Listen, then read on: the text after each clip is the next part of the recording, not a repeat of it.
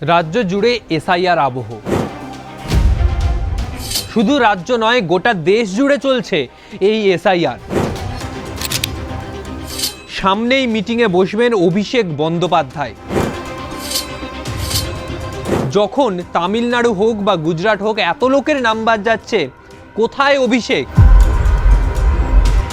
SIR তো চলছে, special intensive revision. আর এই এসআইআর এর মধ্যে দিয়ে দেখতে পাওয়া যাচ্ছে, যখন খসড়া ভোটার তালিকা প্রকাশ হচ্ছে, সেই সময় বহু লোকের নাম বাদ যাচ্ছে। বহু লোক বৈধ ভোটার, কোথাও মৃত ভোটার, আবার কোথাও এমনটাও দেখতে পাওয়া যাচ্ছে যার দুটো রাজ্যে ভোটার কার্ড রয়েছে। তাহলে কোন রাজ্যের ভোটার কার্ড গ্রাহ্য করবে কমিশন? সেই নিয়েও কিন্তু প্রশ্ন উঠছে। এতদিন আমরা পশ্চিমবঙ্গের কথা বলেছি, যেখানে পশ্চিমবঙ্গে সামনে বিধানসভা নির্বাচন, 26-এর সেই বিধানসভা, এবং তার মধ্যেই এসআইআর আবহ। যে এসআইআর আবহ স্পষ্ট করে দিচ্ছে কোন রাজনৈতিক দল বেশি ডিভিডেন্ড পাবে 26-এর নির্বাচনে। কারণ একদিকে ভোটার লিস্ট থেকে নাম বাদ যাচ্ছে বহু লোকের, আর এই ইস্যুটাকে ধরে যারা যত তাড়াতাড়ি রাজনৈতিক ময়দানে নামবে তারা তত ডিভিডেন্ড পাবে, সেটা কিন্তু একেবারেই স্পষ্ট। কিন্তু আজকে বলবো অন্য দুটি রাজ্যের কথা, একদিকে তামিলনাড়ু, অন্যদিকে গুজরাট। তামিলনাড়ুর মোট ভোটার সংখ্যা 6,41,00,000। সেই 6,41,00,000 ভোটার থেকে নাম বাদ গেছে প্রায় 97 লক্ষ ভোটারের, এবং মৃত ভোটারের সংখ্যা 27 লক্ষ। আর একাধিক জায়গায় ভোটার কার্ড রয়েছে বা ভোটার তালিকায় নাম রয়েছে প্রায় 3,40,000-এর। 3,40,000, যেখানে তামিলনাড়ুর সরকার, ডিএমকে সরকার, এমকে স্ট্যালিন মুখ্যমন্ত্রী, বিজেপি শাসিত একেবারেই নয়। আর সেই রাজ্যে প্রায় 97 লক্ষ ভোটারের নাম বাদ যাচ্ছে। এবার যদি বলি গুজরাটের কথা, সেইখানে মোট ভোটারের সংখ্যা বহু, প্রায় কয়েক কোটি ভোটার, 5,08,00,000 ভোটার। সেখান থেকে বাদ পড়ল মাত্র 74 লক্ষ। 5,08,00,000 থেকে বাদ 74 লক্ষ ভোটারের নাম, কমে 4,34,00,000 প্রায়। এবং ইনমুরেশন ফর্ম জমা দিয়েছে, শুধু গুজরাটের কথা যদি বলি তাহলে 85.5% মানুষ। এবং গুজরাটে মৃত ভোটারের সংখ্যা 18,07,000। শুধু গুজরাটেই একাধিক জায়গায় ভোটার তালিকায় নাম রয়েছে 3,81,000।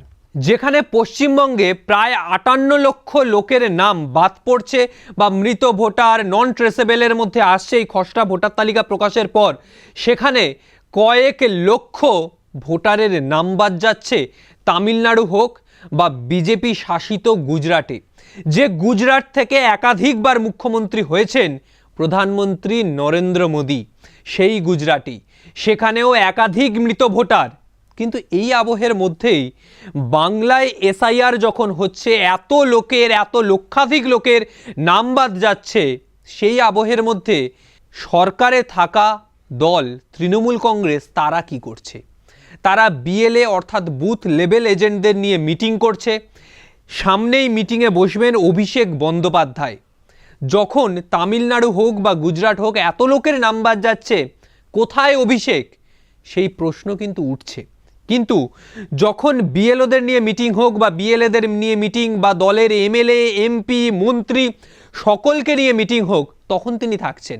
পরবর্তী স্ট্র্যাটেজি কি হবে, পরবর্তীতে কোনভাবে এগোবে দল, সেই স্ট্র্যাটেজি ঠিক করছেন তিনি, এমনটাও মনে করছেন অনেকে। তবে মুখ্যমন্ত্রী মমতা বন্দ্যোপাধ্যায় ইতিমধ্যেই কলকাতা, হাওড়া, হুগলি, সল্টলেক, বিধাননগর এই সমস্ত জায়গার যারা বিএলএরা রয়েছেন অর্থাৎ বুথ লেভেল এজেন্টরা, তাদেরকে নিয়ে মিটিং করেছেন। এরপর রাজ্যস্তরীয় সার্বিকভাবে সমস্ত BLA, MP, MLA, councillor, booth level agent সকলকে নিয়ে মিটিং করবেন তৃণমূলের সর্বভারতীয় সাধারণ সম্পাদক অভিষেক বন্দ্যোপাধ্যায়। মিটিংয়ের উদ্দেশ্য, যাদের নাম বাদ গেছে সেই লিস্ট তৈরি করতে হবে। সেই লিস্ট তৈরি করতে একেবারে তৎপর বিএলএরা, কারণ সেই লিস্ট ধরে তাদের বাড়ি বাড়ি গিয়ে হবে দুয়ারে স্কুটিনি। সেই স্কুটিনির পর তাদের নাম কিভাবে ভোটার লিস্টে পুনরায় তোলা যায় সেই দিকে তৎপর হবে তৃণমূল। কারণ এই সময়ে এসআইআর আবহে বাংলা বাঙালি বাঙালিকে অপমান, এইটাই তৃণমূলের প্রধান ইস্যু। তাই 26-এর বিধানসভা নির্বাচনকে পাখির চোখ করে এসআইআর আবহ একেবারে ছাড়তে চাইছে না তৃণমূল। রাজনৈতিক ময়দানে নেমে পড়েছে, যেখানে অন্য রাজ্য, সেটা এমকে স্টালিনের তামিলনাড়ু হোক বা বিজেপির গুজরাট, সেখানেও কিন্তু বহু লোকের নাম বাদ যাচ্ছে। কারা তারা? এই যে এত মৃত ভোটার, সেটা কি নির্বাচন কমিশন জানতো না? যখন একজন মানুষকে ডাকা হবে যার ভোটার কার্ডে নাম ওঠেনি, এই বিষয়ে নিয়েও ইতিমধ্যেই তৃণমূলের 5 সদস্যের প্রতিনিধি দল তারা কিন্তু কমিশনে গিয়েছে। যে বলা হচ্ছে যারা হ্যান্ডিক্যাপ বা যারা 85 বছরের ওপরে বয়স, তাদের বাড়ি বাড়ি গিয়ে করা হবে, তারা যেহেতু সশরীরে আসতে পারবেন না। কিন্তু এমন অনেক প্রতিবন্ধী মানুষজন রয়েছেন যাদের বয়স 18 হোক বা 28, তারা কি করবেন? তাদের জন্য বিকল্প কি ব্যবস্থা রাখছে কমিশন? শুধু কি তাই, অনেকের কাগজপত্র, আধার কার্ড, ভোটার কার্ড বিভিন্ন জায়গায় গাফিলতি থাকতে পারে। কারুর নামের স্পেলিং ভুল বা কারুর ভোটার কার্ডে ডেট অফ বার্থ ভুল। তাদের জন্য কমিশন কি ব্যবস্থা নিচ্ছে? এই বিষয়ে কিন্তু ইতিমধ্যেই নির্বাচন কমিশনে কথা বলেছেন তৃণমূলের 5 সদস্যের প্রতিনিধি দল। কারণ এসআইআর ইস্যুটাকে কোনোভাবেই কোনো রাজনৈতিক দল একচুল জমি ছাড়তে চাইছে না। কারণ সামনে 26-এর বিধানসভা নির্বাচন। সেই বিধানসভা নির্বাচনের ফল অনেকটাই নির্ভর করবে এসআইআর আবহে মানুষের দরজায় কে আগে পৌঁছে যাচ্ছে তার উপর। আরও অন্যান্য খবর নিয়ে বিভিন্ন সময় আসবো আপনাদের সামনে। আজকের মতো বিদায় নিচ্ছি। আর ভিডিওটা যদি ভালো লাগে অবশ্যই লাইক, কমেন্ট এবং সাবস্ক্রাইব করবেন।